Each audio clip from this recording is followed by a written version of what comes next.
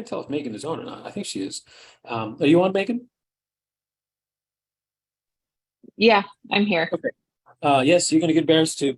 You shouldn't be embarrassed. You're actually proud. I mean, this is cool stuff. But I know we don't talk about this a lot, and that's crazy because people need to know what you're doing so that we can A, cheer you on, and B, piggyback off of your efforts. You have been working pre-foreclosures. Actually, we've been working pre-foreclosures in Vegas for quite some time, but I'd say the last maybe 2.5 months, maybe Yeah. pre-foreclosures in Vegas.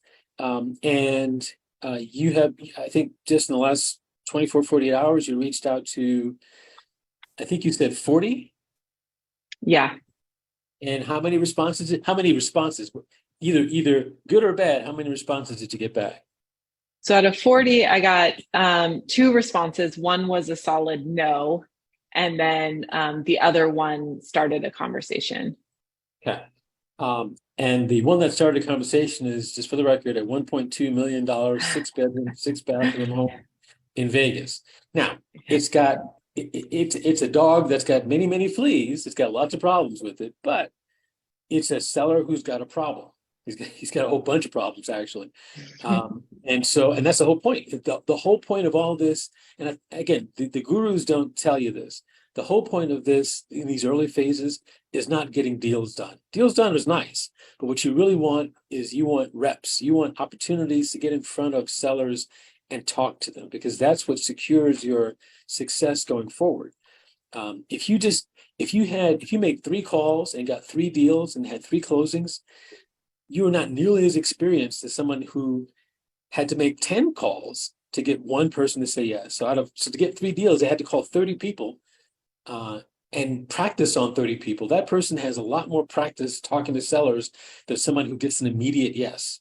And when it's that easy, you ruin yourself in the future, because it's not going to be that easy going forward. If you get lucky enough to have the first person you talk to give you a deal, that's great, but that's not reality. Reality is more like 40, I say typically between 30, and I just had this conversation with Rebecca, who I think is on the call as well, 30 to 50 sellers talked to maybe gives you one. You actually beat that, Megan. You did 40 and you got 2. Now, you got to know, and here's the thing, no doesn't mean no forever, because these are pre-foreclosure folks. So the no today is somebody who just, I'm guessing, are these people that just got the notice of default recently?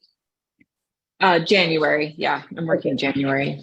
So they got 90 more days-ish, just under 90 days before the sale date.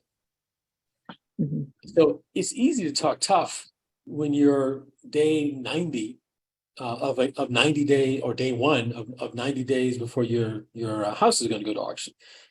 Talk to those people on day 88 and it may be a very different story. So even the no's aren't nevers, they're just no right now. And I understand that. We'll come back to that person because, sorry, a car backfired.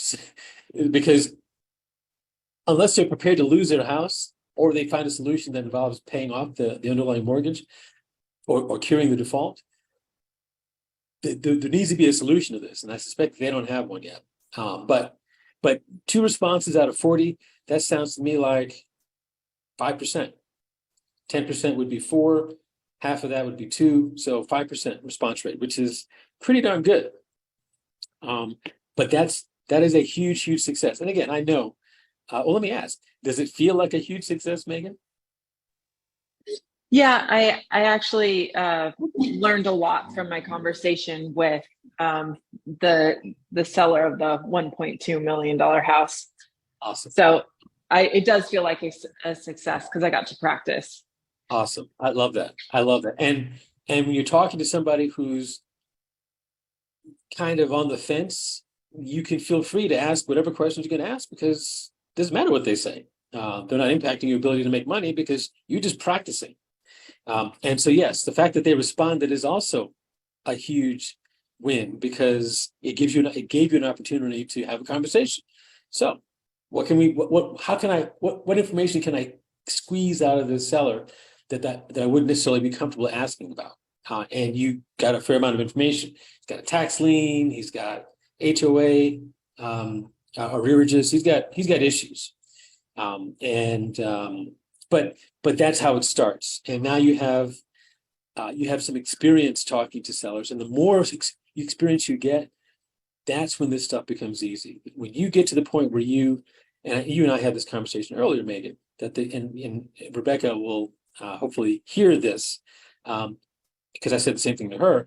Once you understand and believe in your heart of hearts that you can help these people, then you don't fear picking up the phone or texting or voicemailing them. Voicemailing them to contact them, because they need you. They need help, and they may not be wise or comfortable asking for it, but you know that they need help, and you know that you can help them. And so the occasional no that you get doesn't hurt, doesn't sting, because you know there's A, 100 people behind them who do need your help, and B, even that person just doesn't understand that they need your help. And then give them a month or 2 or 3. Vegas, it takes 90 days after the notice of default before the actual sale date, which is very different than Georgia. Georgia, you got 4 weeks and then it's over. So the fact that we have 90 days to chase after these people is actually encouraging for me, because it means we have way more time to try to get on their calendars and see if we can they can let us help them. And I'm okay with getting those in the first month and a half, even 2 months, because everybody thinks they're going to solve their problem overnight. They think they're going to list the house and they're going to get somebody that wants to pay top dollar for it, and everything's going to work out fine. And if it happens that way, God bless it. I mean, I'm not saying it can't. I'm saying the odds are pretty good that it's not gonna. And when it doesn't, and a month becomes 2 months, becomes 2.5 months, some of these people are going to realize, you know what? Maybe I needed to talk to that person who called me before, but they're not going to call you. And so our job is to be the professionals, keep them. That's why we have a CRM, keep track of them so we can call them and check in on them.